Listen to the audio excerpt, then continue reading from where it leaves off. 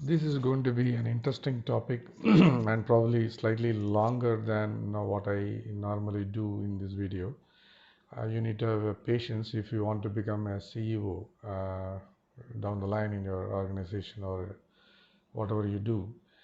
So from that perspective, I'm trying to give you some important notes how you should go about this. The topic for the discussion today is learn like a CEO. I'm sure it is a black swan moment for you, which you will come to know in the course of this discussion down the line in a few moments later. So how do you start with learning? We already discussed about learning. Just for a grounds up, you go through that, then come back to this video. Uh, when you are starting to learn something, obviously the first assumption is that you don't know anything about that. That is the first assumption you would make. Then how do you make that topic relevant to you? So you need to find some mechanisms by which you stay relevant to that topic. If it is not relevant, don't even jump into that. Say for example, if you are a professional working in an IT organization, you don't need to know about how to run a plane, for example. Okay, so you try to pick up the topics for learning uh, with the kind of relevance you are trying associating with based on your goals. And there are some small techniques here, like the Roman room technique, where you can put pictures or some important things on your notice board or your drawing board, and then you start mapping all the points to that picture or the object which is there in the board. That is one simple way, but it is actually this learning is omnidirectional structure, which means that you will learn from this video, you will learn from books, you will learn from multiple sources, and not just one. You will learn from multiple topics also. So this learning process is not linear. As you go through studies from your first standard to 12th standard, or your education or higher education, that is slightly linear in nature. And when you are on a professional side, if you want to get into and you want to become a CEO, which is obviously a professional job, so here learning is not necessarily a linear one. It can be a lateral, or it can be even omnidirectional. That means you start from here, you go somewhere, you end up somewhere else, then try to have a link to all these points which you have already traversed through. So when somebody is giving you a topic, you example, you take the same video. We have been posting about 60 or 70 videos. So when I am the presenter in this case, when I am presenting, I am giving you some points based on what I feel is deemed for you. But you meaning every user, every subscriber, every viewer here will have a different thought process based on different backgrounds. So you need to have a structure. Okay, this structure you need to build for yourself. Okay, I'll tell you about this name for this structure in a moment. So you have to imagine these topics, and before even when I say that how to learn like a CEO, something it has to come to your mind. Now, what a CEO is, how he is able to learn. So you should start visualizing things which will help you to understand. Okay, need not be correct, but at least somewhere you have to start with. So you can start with this kind of a thinking. Then based on what the content or the presenter or the author or the book says, okay, then you start adjusting these topics or these points to what is relevant, and whatever that is not relevant, as you deem fit, you ignore that and start putting these things together. So this gives you a kind of schema. It is called schema. It is of course an IT language, and maybe elsewhere also it is used. It is a schema which you try to build for yourself. Suppose you have not heard about what a phone is, or what a 100 rupee note is, or $1 pin, I mean bill is all about, or you have not seen a tablet, and you are going to see that first time in life, and somebody is explaining you what a tablet is. Then imagine now how you go about learning what a tablet is. So that way you start imagining something. You don't need to be rigid. Of course, you should not be rigid. So you start imagining based on the input you can think of, or at that point in time, or imagine at that point in time. Then start putting things together, arrive at a frame, I mean, a schema. So this schema will help you to understand, and then that acts as the base. Once you know that as the base, then any topic which you are going to on the same topic which you are going to read from any other source, any other content, or any other materials you are going to read or listen to, or hear, whatever it is, then what you should do is that read about the topics without actually getting into that. You imagine the structure, you read about that, like outliner outlines in the book, or table of contents or something like that. Then you get your resources. You may be good at searching internet to get the stuff for you. So scope all your resources, what you are going to do. That's a kind of containerization you are talking about. So put that into a place where you can bang on. Then remove any cognitive bias, that okay, I have taken this from this channel or this video, so it is good or it is not good. Don't get into that. So remove all your cognitive bias about that. Don't worry about now who gave you this. So you are interested in the content, so don't worry who has given you that.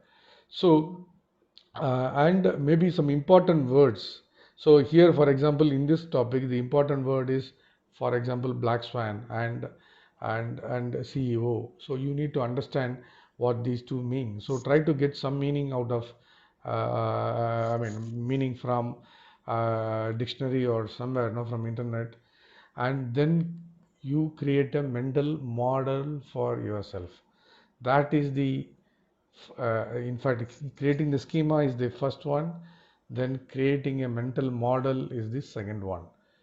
Once you create this mental model for a topic, in life you, or in a day, for example, you will go through n number of topics which you know or don't know, or you are interested in knowing that. So put things in this cycle, like a schema. Try to create a schema, then try to create a mental model for each of the topics you think about. Say, for example, you open the door, how the lock works, and how the door works in the first place. If it is a digital door, how the digital lock, how the digital lock works in the first place. And the moment you go, how to switch on the light, so you know how the light works. And then you have a floor mat. Then you are wearing a shoe. Okay, how does the shoe work? Basically, you think that just wearing it like a slip on, that is easy. But if you are using a lace, there are so many types of laces which you have to wear, and there are certain things which you go with the type of events, for example. So if you are going for a professional thing, or if you are going for a party, what kind of lace you need to tie based on that event, you have to decide. So there are so many things like that. So in a day you will encounter hundreds and hundreds of things which you, if you are interested in learning. So it's not just one mental model you need to have. You need to have a mental model for all the things which is of interest to you. So get these things so that may span across multiple topics of interest. And every time you know about this, okay, and every time you need to redefine or refine this model mentally, so that everything gets packaged, boxed together in your mind. The reason is that today you are trying to add something into your brain by learning, but the proof of the learning is that whenever such topics come up for a discussion, or whenever somebody throws up that topic, your mind should automatically recollect from wherever it got stored, and you will be in a position to apply that learning automatically. I mean, your body should be in a position to apply that without emotions, or without your brain getting actually involved. So that is the stage. We'll discuss that in a moment. So collect these base points over a period of time, say week or months. This learning is called integrative learning. Okay, so you try to integrate a lot of things which you learn, and try to arrive at a meaning for yourself. So these connects all the schemas of your whatever you have learned so far. This is a mind topic, and which I would like you to pay attention, and probably serious attention to this. Then only you can become a CEO, for example. Okay, so have that in mind. So here the loss of learning is that you always have to rearrange your schema based on the new topics which you are trying to learn, or the same topic which you are going to have a reinforced learning. And if you are trying to learn something which is not important for you, just keep that aside and don't bring into your schema, or the mental model. So once you build that, what will happen is that over a period of time, even before you know what you are trying to do, your mind automatically starts thinking. That is actually a cognitive hack, if you really follow me. And so you don't need to worry, like psychologically, how you ride your bicycle or a car or like a swimming, that gets into your subconscious nature. Okay, and you will be, or you meaning your mind will be in a position to reproduce, or extract that information from wherever it gets stored, and that knowledge will be presented. See this pyramid which I am going to display here. So that will give you the order in which your thought process is. So if your thought process is at a lower level, it stops at a knowledge level. Okay, that yeah, I know something is there. But at the next level, it gets into your comprehension mode. Then after that, you start applying. Up to this point in time, people call that as a low order thinking. Okay, after this, you start analyzing. You would have heard about business analytics, business intelligence, lot of analysis, right? In anything, okay, any data, or in any circumstances, there are a lot of analysis going on. Okay, environment, for example, military, or for that matter, aeronautics. So a lot of analysis are going on, either based on data or based on emotions, or on the cognitive senses. Okay, so if you are able to analyze, that is the beginning of your higher order thinking. Okay, then you will be in a position to synthesize all these analytic outputs. Then you start into evaluation. So once you go to that level, when somebody says something, you will apply this knowledge. Whatever, I mean, you will be able to comprehend what that guy is saying. You will be able to apply that particular learning from whatever you learned so far. You will be in a position to analyze.